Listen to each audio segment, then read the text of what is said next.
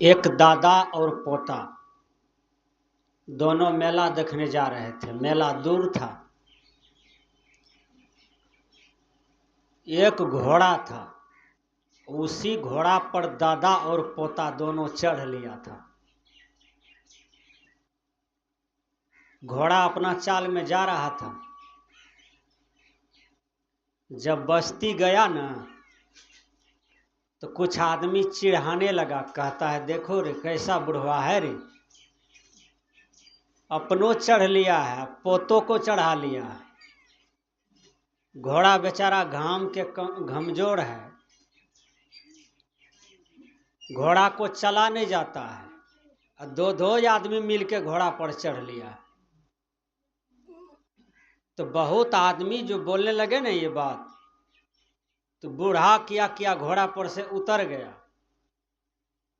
अब पोता को कहा तुम ही चढ़ो, हम पीछे से चलते हैं और तुम घोड़ा पर चढ़ के चलो। जब दूसरा बस्ती गया ना तो वहाँ के लोग जो देखा बूढ़ा पीछे पीछे अब पोता चढ़ल है घोड़ा पर, तो वहाँ का लोग कहता है देखो रे छोरवा कैसा कलजुगिया है रे, अपना जवान है, देह में खून पानी है, तो अपना घोड़ा पर चढ़ के जा रहा है। ये अपना दादा जो बूढ़ा है उसको पैदल लेके जा रहा है, हैं? अपना चढ़ लिया है, बूढ़ा को पैदल ले जा रहा है, हैं? तो पोता क्या उतर गया घोड़ा पर से। घोड़ा पर जो चढ़ा था पोता जी वह उतर गया, दादा को चढ़ा दिया, दादाजी आप ही चढ़िए हम पैदल चलते हैं। तीसरा टोला जब गया तो वहां के लोग क्या कहता है, रे देखो कैसा बुढ़वा है रे, हैं? ये बुढ़वा कैसा है रे, अपना घोड़ा पर चढ़ के जा रहा है, पोता को पैदल ले जा रहा है, हैं? अपना घोड़ा पे चढ़ के जा रहा है, अब पोता को पैदल ले जा रहा है, हैं? तो क्या किया, फिर बूढ़ा उतर गया, कहा एक काम करो बेटा। कहा क्या? कहा घोड़ा भी चलेगा, हम दोनों चलेंगे, दादा पोता भी पैदल चलो और घोड़ा को भी वैसे ले चलो। जब चौथा बस्ती गया तो लोग कहता है कैसन बकलेल आदमी है, इतना मजबूत घोड़ा, घोड़ा छुच्छे जा रहा है, घोड़ा खालिए जा रहा है, ये अपना दोनों भी खालिए जा रहा है, बकलोल कहीं का, चढ़ा नहीं जाता है घोड़ा पर, है? आप पांचवा टोला जो आया, पांचवा टोला जब आया तो वहां कहता है, क्या कहता है, कैसन आदमी है रे, कैसन आदमी है ये दोनों, हैं? ये दोनों कैसन आदमी है, लगता है माथा का घसका हुआ है, इतना मजबूत घोड़ा, इन्हें की घोड़ा पर चढ़ ले और मेला चल दें सो नहीं। तब दादा पोता दोनों मिलके विचार किया, घोड़ा बांध दिया, विचार करता है, रे इस संसार के लोग के बात में रहेगा ना तो संसार उलझा देगा, मन में जो है वही करो, इसके बात पर ध्यान मत दो, नहीं तो आगे नहीं बढ़ पाएगा। फिर से क्या किया, दोनों दादा पोता वो घोड़ा पर चढ़ गया, ये अपना मेला जा रहा है, कोई कुछ कह रहा है उस पर ध्यान नहीं दे रहा है। तो उसी प्रकार ये आप लोग को भी करना है। आप लोग सत्संग में आते हैं, सत्संगी हैं, आपका 1000 बदबू निकलेगा। माँ सीता को कैसे कलंक लगाया है, राम भगवान को भी कलंक लगाया, लक्ष्मण को भी कलंक लगाया, मीरा को भी कलंक लगाया।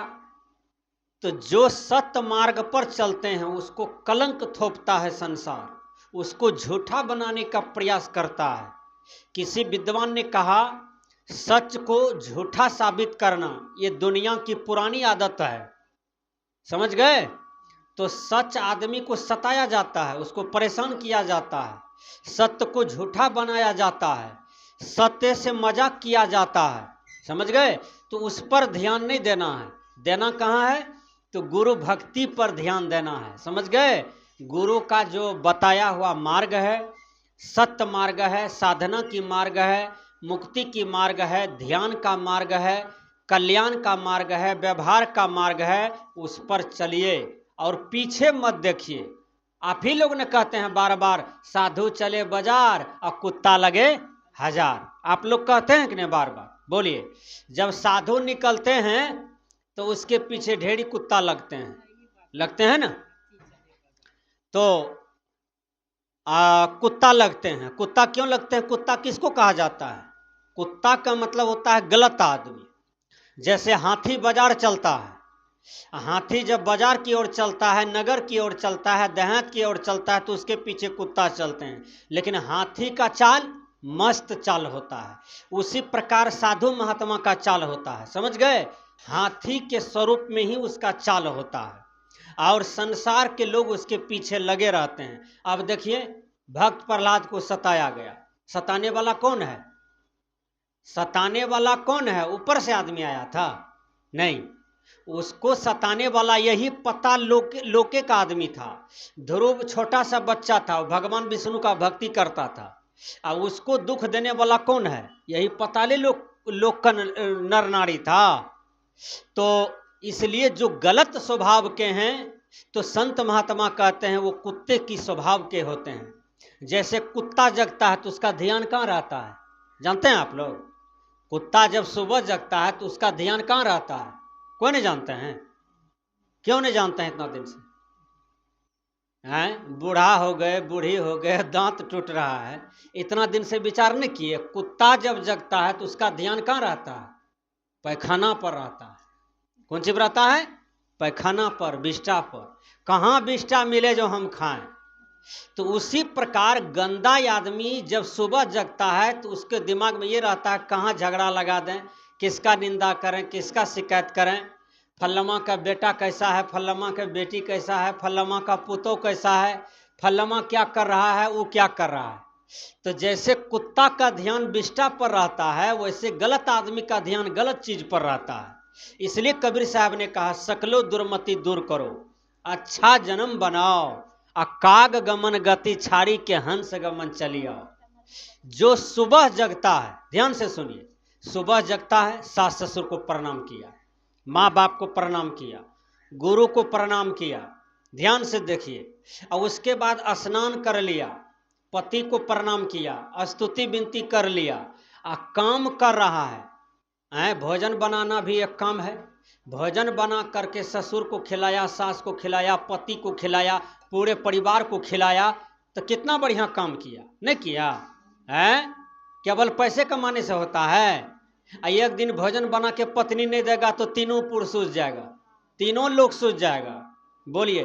तो भोजन बनाना भी एक पूजा है, भोजन बनाना भी एक कर्तव्य है, भोजन बनाना भी एक सत्संग है। आप भोजन बनाइए, आपका मन गड़बड़ है तो एक सब्जी में 3 बार नमक दे दीजिएगा। नहीं, मन गड़बड़ है तो 3 बार नमक दे दीजिएगा, आपको पता नहीं चलेगा नमक दिए हैं कि नहीं दिए हैं। एक जगह घर देखिया मेहमान आया, तो घर देखिया मेहमान आया तो उस बूढ़ा बाबा को 2 पुतहू था और दोनों में बनाव नहीं था। अब उसी बूढ़ा बाबा का बेटी को देखने के लिए आया था, सगा संबंध बनता, पसंद हो जाता, लेकिन भोजन जो करवाया कुटुंब लोगों को, तो दाल में 3-3 बेर नमक दिया था दोनों गोतनी। जब खाने के लिए बैठा तो वो घर देखिया मेहमान कहता है, समधी जी दाल में नमके नहीं है, नमक से हरकत तीत था। अब फिर दिलवा दिया मजाक से, जब घरवैया पार्टी या बहरवैया पार्टी दोनों बैठा खाने के लिए, तो दाल में वो नमक, वो मतलब जहर हो गया था। विचार कीजिए। तो मन में यदि गंदगी रहता है तो भोजन भी बढ़िया नहीं बनेगा। मन में गंदगी रहता है तो कोई भी काम साफ नहीं होगा। कोई भी काम को साफ करने के लिए साफ मन की जरूरत है, साफ मन की जरूरत है। मन साफ होगा तो आपका काम साफ होगा, मन साफ होगा तो बातों बोली साफ निकलेगा। ध्यान दीजिए। अब मन साफ रहेगा, गड़बड़ रहेगा तो बातों बोली गड़बड़े निकलेगा। अरे जो ट्यूबवेल में बालू है तो चलाइएगा तो बालू पानी दोनों देगा, और जो ट्यूबवेल का पानी साफ है कितनों चलाइएगा तो साफे पानी देगा। तो इसलिए सदगुरु कबीर कहते हैं क्यों पानी में मलमल नहायो, मन की मैल उतार हो प्राणी, मन की मैल उतार। एक पोता जी रो रहा था, तो दादा कहा, पोता बोलो क्या चाहिए तुमको? कहा, दादाजी हम खेलेंगे, हमको हाथी चाहिए। क्या चाहिए? हाथी। हाथी वाला जा रहा था तो दादा क्या किया, 50 लाख में पोता को खेलने के लिए हाथी खरीद दिया। क्या खरीद दिया? हाथी। 1 घंटा हाथी के साथ खेला तो पोता का मन उब गया। वही रास्ते से जा रहा था कलम वाला। कलम वाला जा रहा था, पोता कहता है, दादाजी कलम लेंगे, कलम लेंगे। कलम वाला को बुलाया, कहा कितना दाम है? कहा 5,000 का टोटल कलम है। कहा 10,000 टका देते हैं, सारा कलम दे दो, मेरा पोता को खेलेगा। इस टोला में सबसे अमीर आदमी हम हैं, हमारा पोता रोएगा जी, सब कलम दे दो, 10,000 टका लो, जाओ अपना घर जाओ। तो पोता कलम से खेलने लगा। कलम से खेलते खेलते मन उब गया। वो जब उब गया तो फिर जोर जोर से रोने लगा, दादाजी दादाजी दादाजी। कहा, क्या हुआ पोताराम? तो कलम का खोपिया लाया पोता, कहता है, दादाजी इसी खोपिया में हाथी को घुसा दीजिए, कलम की खोपिया में। उतना बड़ा हाथी और कलम का खोपिया में हाथी घुसेगा? नहीं घुसेगा। और वो कहता है, दादाजी घुसा दीजिए। वो बुढ़वा से कभी घुसेगा हाथी कलम के खोपिया में? वो छौड़ा खूब बपरार काटे, नहीं दादा हमको यही खोपिया में घुसा दीजिए हाथी को। घुसेगा कहियो? बुढ़वा का 7 जन्म का बाप मर जाएगा, आ जाएगा तो कहियो घुसेगा वो खोपिया में? नहीं घुसेगा। वही काम ये दुनिया के लोग कर रहा है, इसलिए तंग है, परेशान है, दुखी है? खोपिया में कहियो नहीं ना हाथी घुसेगा। और वही काम ये संसार में हो रहा है। बोलिए, करना चाहिए भक्ति, और क्या करता है? भक्ति कई आदमी करता है समाज में। दान पुण्य कोई बिरले करता है, सब कहाँ करता है? कोई आता है भिक्षा मांगने के लिए, डांटिए के भगाता है।